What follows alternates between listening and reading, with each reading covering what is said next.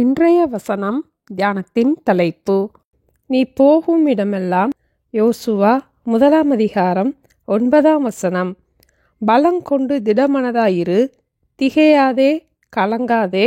நீ போகும் இடமெல்லாம் உன் தேவனாகிய கர்த்தர் உன்னோடே இருக்கிறார்.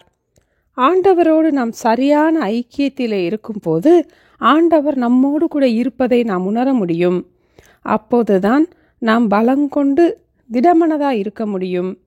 திகையாமலும் கலங்காமலும் இருக்க முடியும். நாம் போகிற இடமெல்லாம் ஆண்டவர் நம்மோடு கூட இருப்பதையும் நாம் உணர முடியும். நாமும் ஆண்டவருக்காக பெரிய காரியங்களை செய்ய முடியும். வேதம் வாசிக்கும் போது, ஜெபிக்கும் போது நாம் தேவனோடு சரியான ஐக்கியத்திலே இருக்க முடியும். 1933 ஆண்டு முதல் 1945 ஆண்டு வரை ஜெர்மனியை ஹிட்லர் ஆண்டு வந்தார்.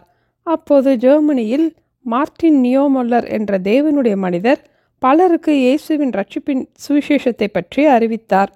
இதனால் ஜனங்கள் ஆறுதல் அடைந்தார்கள், ஆண்டவரை விசுவாசித்தார்கள். இது ஹிட்லருக்கு பிடிக்காததினால் அவரை தடை செய்தார். பின்பு பலமுறை அவரை சிறைக்கு உட்படுத்தினார். அப்போதெல்லாம் யோசுவா 1:9 தான் அவரை தேற்றின வசனமாகும். நீ போகும் இடமெல்லாம் உன் தேவனாகிய கர்த்தர் உன்னோடே இருக்கிறார் என்ற வசனத்தை அடிக்கடி நினைத்து தன்னை தேற்றிக்கொள்வார். நான் சிறையிருப்பில் இருந்தாலும் கூட இங்கும் ஆண்டவர் என்னோடு கூடத்தான் இருக்கிறார் என்பதை உணர்ந்தார். பின்பு ஏப்ரல் மாதம் 1945 ஆண்டு இவர் வேத வசனங்களை மக்களுக்கு அறிவிப்பதை தடை பண்ணும்படிக்கு இத்தாலியில் உள்ள வடக்கு பகுதிக்கு இவரை அனுப்பினார்கள். அப்போது யுத்தம் நடந்து கொண்டிருந்த நாட்கள். அங்கு அமெரிக்க படையினர் இத்தாலியின் வடக்கு பகுதியினை கைப்பற்றி அவர்கள் கட்டுப்பாட்டுக்குள் கொண்டு வந்தார்கள். அங்கு மார்ட்டின் நியோமொல்லர் விடுதலையோடு முன்பை காட்டிலும் அதிகமாக இயேசுவின் அன்பை பற்றி மக்களுக்கு அறிவித்தார். அந்த யுத்த நாட்களில் பயத்திலிருந்து, துக்கத்திலிருந்து மக்கள் விடுதலையானார்கள். பலருடைய வாழ்க்கை இதன் மூலம் ஆசீர்வதிக்கப்பட்டது. மக்களும் ஆர்வத்தோடு வந்து வசனத்தை கேட்டு சமாதானத்தோடு வாழ ஆரம்பித்தார்கள். இதனால் அவருடைய சேவையை நினைத்து அவரை கௌரவிக்கும்படியாக உலக அளவிலே பல பட்டங்களை வழங்கினார்கள். அப்போது அவர் யோசுவா 1:9 தான் எனக்கு மிகவும் பிடித்த வசனமாகும். பலங்கொண்டு திடமனதாயிரு, திகையாதே, கலங்காதே. நீ போகும் இடமெல்லாம் உன் தேவனாகிய கர்த்தர் உன்னோடே இருக்கிறார் என்ற வசனத்தை தினமும் பலமுறை நான் நினைத்து கொள்வேன். நான் வாலிபனாக இருந்தபோது நான் சுவிசேஷ வசனங்களை சுமந்து சென்றேன்.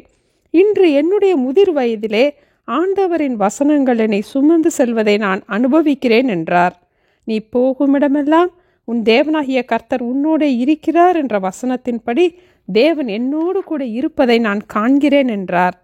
நமக்கு வேதத்தை படிக்க சமயம் இருக்கும் போது, நாம் வசனத்தை கற்று நம் இருதயத்தில் வசனத்தை சுமக்கும் போது, நம் முதிர் வயதிலே வசனம் நம்மை சுமப்பதை நாம் அறிய முடியும்.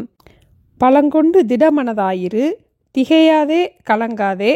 நீ போகும் இடமெல்லாம் உன் தேவனாகிய கர்த்தர் உன்னோடே இருக்கிறார். ஜெபிப்போமா? எங்கள் அன்பின் ஆண்டவரே, பலம் கொண்டு திடமனதாயிரு, திகையாதே, கலங்காதே. நீ போகும் இடமெல்லாம் உன் தேவனாகிய கர்த்தர் உன்னோடே இருக்கிறார் என்று எங்களை தேற்றுகின்ற வார்த்தைகளுக்காக ஸ்தோத்திரம் அப்பா.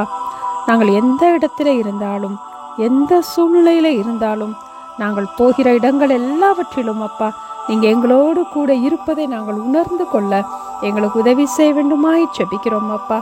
நாங்கள் ஒவ்வொரு நாளும் வேத வாசிப்பிலும் ஜெபத்திலும் தேவனோடு ஐக்கியப்பட்டு நீங்கள் எங்களோடு கூட இருப்பதை நாங்கள் உணர்ந்து கொள்ள எங்களுக்கு கிருபை செய்ய வேண்டுமாய் இயேசுவின் நாமத்தில் ஜெபிக்கிறோம் பிதாவே. ஆமேன். Thank you. Have a blessed day.